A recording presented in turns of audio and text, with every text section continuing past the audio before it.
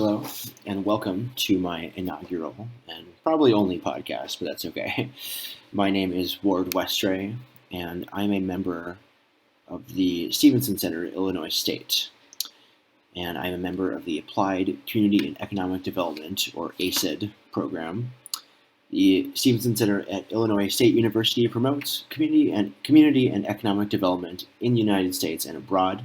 The center cultivates leaders in public service through a unique combination of interdisciplinary coursework, research, professional practice, and community collaboration. Fellows complete 1 calendar year of full-time graduate coursework and then 11 months of hands-on professional practice with communities or organizations needing their skills. This means that half of the time in the 2-year master's degree program is spent in direct service as part of the professional practice. Stevenson Center alumni go on to work in a wide variety of leadership roles in nonprofits and in local, state, and federal government. The combination of training, research, and hands-on experience positions Stevenson Center students to be uniquely competitive in the job market. So that is my little plug for the Stevenson Center program here at Illinois State. It's a great program. I am currently in the middle of it, as I mentioned. It's my second year. I am a graduate student studying political science, and my background is actually not all congressional campaigns or fundraising or whatever you might think about a political science student. It's actually in public service and the nonprofit sector. And that actually ties very well into my whole purpose of being here at the Stevenson Center, which is that the center only accepts students who have completed beforehand at least 1 year of public service, usually something akin to AmeriCorps or the Peace Corps, or just working at some nonprofit for a certain year. So I've done that for 2 years, and in this podcast I'm going to be talking about that. So my 2 different positions I've done are both AmeriCorps programs. That's what got me into the Stevenson Center, which is a wonderful program, by the way. And the first of these programs is called AmeriCorps National Civilian Community Corps, or NCCC. And the second one is a AmeriCorps state/national position. And this position was in Boston, Massachusetts, or more specifically Lynn, Massachusetts, which is a suburb of Boston, basically. So those are my 2 years, and then I took 1 year off to work, and then I joined the Stevenson Center in the fall of 2018. So I took 1 year of classes there, and then my second year is right now. I'm actually currently in Houston, Texas as part of my professional practice. I'm with a nonprofit social service agency called Change Happens, which is located in the 3rd Ward area of Texas. But for the most part today, I'm going to be talking about my past experiences, my experiences with the 2 AmeriCorps positions, again, NCCC, or National Civilian Community Corps, and then the state/national position in Boston, Massachusetts. But between this all, I just wanted to brag a little bit about how many cities and states I've lived in, because I've really been all over the place in the last 10 years, and it's been quite a ride, so I feel like I'd brag a bit. So I'm from Minneapolis, Minnesota. I moved to Des Moines, Iowa when I was 18 for undergraduate degree in international relations at Drake University. And from then on, I actually lived in D.C. for about half a year as part of an internship at Drake, sort of a study away, if you will, if not quite study abroad. And then after graduating Drake, I did National Civilian Community Corps, wherein I lived in Sacramento, California, San Jose, California, Lihue, Hawaii, which is an island, the Kauai Island in Hawaii, and then Grass Valley, California, which is north of Sacramento, Angeles Oaks, California, which is near San Bernardino and Big Bear, kind of in the mountains east of Los Angeles. And then Lynn, Massachusetts, then Bloomington, Illinois for my Illinois State first year classes, and now Houston, Texas currently.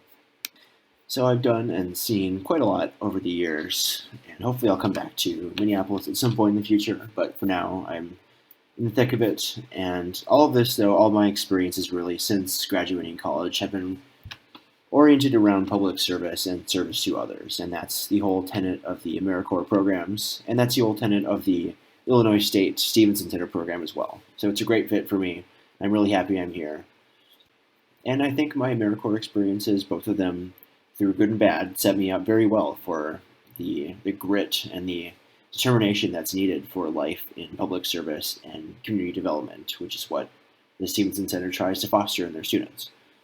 So if you'll join me on a quick trip through nostalgia lane, I'm going to reminisce a bit about my AmeriCorps experiences a few years ago. I think 4 years ago now exactly, which is, gosh, time flies. So if I were to interview myself about my AmeriCorps experiences, if somebody else were to listen who might want to go into AmeriCorps, for instance, actually one of my coworkers had this exact question about her son. So if you're listening out there, coworker's son, then heed my advice. What was the most rewarding aspect of my two AmeriCorps positions, respectively? Well, I think with NCCC, just in general, having a lot of physical labor work and getting hands-on experience with stuff was really great. And moreover, getting to talk to people in the community who are affected by that work or involved with it was really rewarding. For instance, in Hawaii, when we lived in Hawaii for half a year, we worked with Habitat for Humanity, and we built houses by hand. A lot of stuff like roofing, shingling, siding, all that jazz. And I learned a lot. I knew nothing about that, but I learned a fair amount. And you got to actually work with the homeowners whose affordable housing you were helping to build, because that was part of their agreement as well with Habitat. It was that they would come out and help build the house themselves too. So in short, you saw this tangible difference in the life of somebody else, and you were helping towards that goal. And it was really, really rewarding to see that happen on a daily basis. Another one of our projects involved cleaning up trash in San Jose, California, at this one riverbed called the Coyote River, and it went into the bay. It was in the Bay Area of California. And there were a lot of former homeless encampments in this area along the Coyote Creek in San Jose. And our job, our team, we had 10 people on our team, I believe, we would go up and basically haul trash out every day. I think by the end of the project, we had 40, I want to say, tons of trash hauled out from that riverbed. So every day we're down there in the creek just getting our hands dirty, blood, sweat, tears, all of that, poison oak too. And, eventually we would come up and we'd look at these areas we cleaned afterwards and see what a difference we made. And that was just really rewarding. So I really appreciated that. And then at the end of the project, the mayor of San Jose actually invited us to City Hall during one of their meetings and gave us a commendation. And I got to step up and actually speak a few words live streamed in front of the entire City Hall of the mayor, which was no big deal, I'm sure, to most people. But for me, I was a 22-year-old kid, fresh out of college, basically, and had no experience in public speaking. And my parents happened to watch that on live stream too, and the entire thing was just pretty surreal and really memorable. And lastly, I think I'd like to talk about a project in Grass Valley, California, or Auburn, which is an area north of Sacramento. And that was our third project out of 4 projects that year. And the main project there, the main work we were doing, was clearing something called the Himalayan blackberry. And it's basically an invasive species of blackberry. And it's a scourge of the entire area. It chokes out local fauna, and it gets everywhere, and it hurts like a devil too. And we were in that blackberry in the thicket every day, working for a land trust called Placer Land Trust, and they had really great lands they owned and to protect. And a lot of it, unfortunately, was infested by invasive species, such as this blackberry most prominently. So we were in there using every tool imaginable, basically, and just hacking this stuff to bits. And at the end of that project, we had cleared a really large swath of their land and a lot of their different preserves. And we actually made a little vaudeville, silent film, comedy movie about this removal that involved using our PPE, our personal protective equipment. And we showed that to our project sponsors, the Land Trust people, and they absolutely loved it. And that was a great, really memorable thing to do. And I still look back upon that once a year or so, because it was just really special. Moving on to my Boston experience in terms of really memorable and rewarding memories I have. I made a lot of really good friendships with my clients. I forgot to mention, I worked with a refugee resettlement agency in Boston called the International Institute of New England. And during my 11 months there, I worked in reception and placement services, which basically meant providing for the first 90 days of resettlement needs of resettled refugees in that area in Boston. So things like housing and food and employment classes and English services, just helping them get registered for all of that and connecting them to the right people, and just being a reliable person who's there for them every day. So I would see the people really just fresh off the airplane, sometimes even picking them up from the airport in the country, and helping them get them adjusted to life in Boston and the United States. And something that made this experience so meaningful to me, I think, was that I was entirely alone and new to that area too, which is not comparable to coming from a different country in obviously much different circumstance, being a refugee under the UNHCR. But in some sense, I think I could relate to my own clients in that I was a newcomer. I was very isolated myself. I was just coming off of the year in NCCC, which was very group based and very group oriented. And this Boston experience, I was very alone a lot of the time, I'll be honest. So I kind of developed an affinity with my clients and was on the same wavelength of them a lot of the time, I felt. We were both new to the city, we were both figuring things out. So I felt a certain empathy with my clients, I would like to think, a lot of the time. And a lot of them I became great friends with and I still communicate with to this day. And two particular funny memories I have, or one of them is funny, I should say. One of them is going to Salem, Massachusetts with a client to help apply for food stamps, which is a pretty regular thing, and that we apply for food stamps all the time. This is where you went to apply for food stamps. But Salem, of course, as you know, is the site of the Salem witch trials in the 17th century.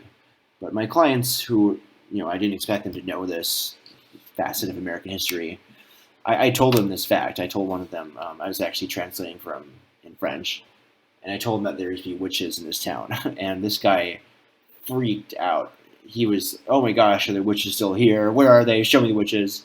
And it took me a couple minutes to explain to him, no, it's a historical fact, I guess, that happened.